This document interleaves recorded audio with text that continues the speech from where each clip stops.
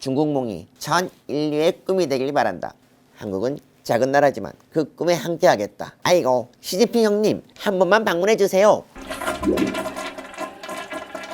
안녕하세요, 현자 소민입니다. 왜 우리 정부는 친중 성향을 보일까요? 내 생각은 이래.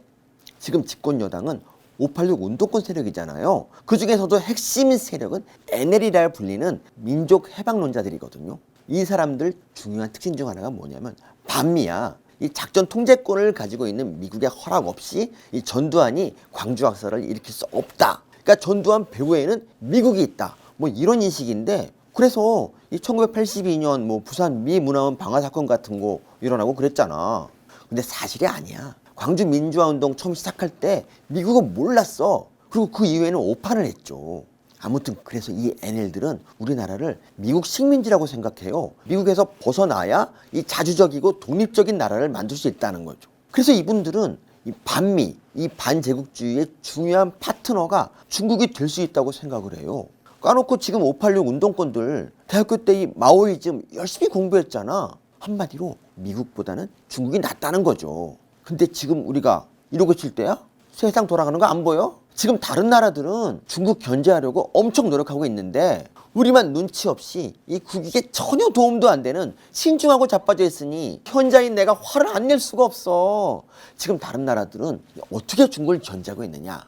쿼드라는 게 있어요. QUAD. 중국을 상대로 하는 미국, 일본, 호주, 인도 이 4개국의 안보 협의체인데요. 이 호주 같은 나라는 이 중국 코로나 정밀 조사해야 한다고 말했다가 중국한테 무역 보복 당했고, 인도는 중국이 이 파키스탄이나 방글라데시 같이 이렇게 인도랑 사이가 좀 안 좋은 나라들을 지원해서 이 갈등 중인데, 심지어 이 국경 분쟁으로 사상자까지 생겼어요. 이렇게 중국이 여기저기서 폐악질을 부리니까 이 주변국들이 힘을 합쳐서 중국을 견제하겠다. 바로 이게 쿼드야.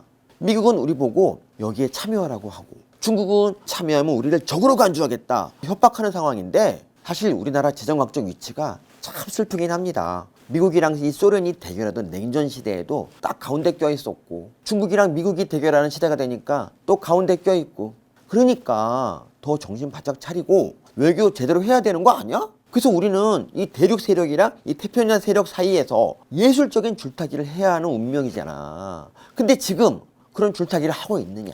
아니야. 그냥 모르쇠로 일관하고 있어. 그래놓고는 그게 전략적 모호성이라는 외교 정책이래. 근데요, 미국이 이 북핵 문제를 쿼드에서 다루겠대요. 그러니까 쿼드에 참여 안 하면 우리는 북핵 문제를 또 남의 손에 맡겨야 되는 거야. 아니, 문재인이 자기가 한반도 운전자라며. 이게 무슨 운전자야? 그냥 승객이구만. 안보만 문제냐? 경제적인 면도 중요하지. 지난달 쿼드 정상회담에서 바이든 미 대통령이 신기술 워킹 그룹을 이 쿼드 안에 만들겠다고 했거든요. 그러니까 5G, 뭐 반도체 같은 이런 첨단 기술로 중국을 앞서가겠다는 건데요. 대표적인 미래 산업이 뭡니까? 통신, 반도체, 배터리, 뭐 이런 거잖아요. 이런 신기술을 이 쿼드 국가 간 시너지를 통해서 발전을 시킨 다음에 미래 산업 강국이 될 수 있는 좋은 기회인 거예요. 에이, 그래도 중국이랑 우리가 무역하는 게 얼만데 좀 걱정이 되죠? 쿼드 가입국들 합치면 경제 규모가 중국의 2배가 돼요. 1대1로는 중국이랑 맞짱 뜨는 게 힘들지만 합심하면 맞짱 뜰 수 있다. 이거죠. 이렇게 중국을 압박하여 중국의 폐악질을 막겠다는 상황인데, 우리는 이 모든 상황을 안 들린다, 안 보인다 뭐 이러면서 아이고, 시진핑 형님 한 번만 방문해 주세요 이러고 있는 거야. 아니, 문재인 대통령 취임 첫해 중국 가서 하신 말씀에 다 나와요. 중국몽이 중국만의 꿈이 아니라 아시아, 나아가서는 전 인류의 꿈이 되길 바란다. 한국은 작은 나라지만 그 꿈에 함께하겠다.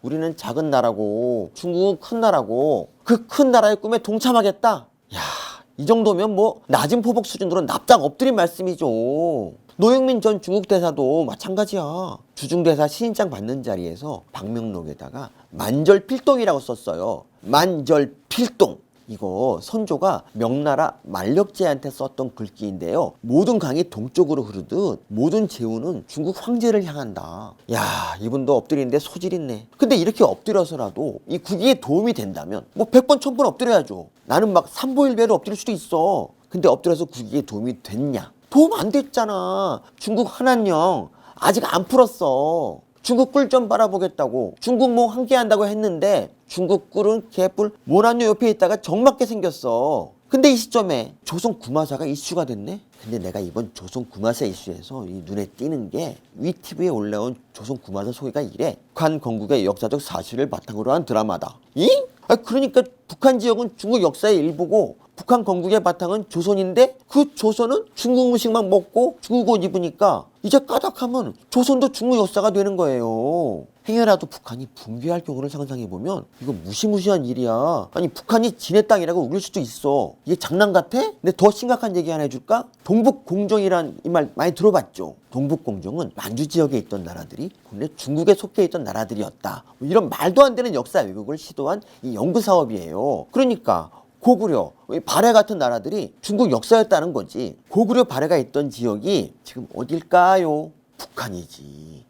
그러니까 중국의 주장에 따르면 북한도 중국의 역사일 수 있는 겁니다. 에이, 그 정도까지는 아닐 거라고. 지금 당장 영문 위키에 만리장성 검색해 보세요. Great Wall of China 한번 찍어봐. 지도 있죠? 성벽이 어디까지 이어져 있나 보세요.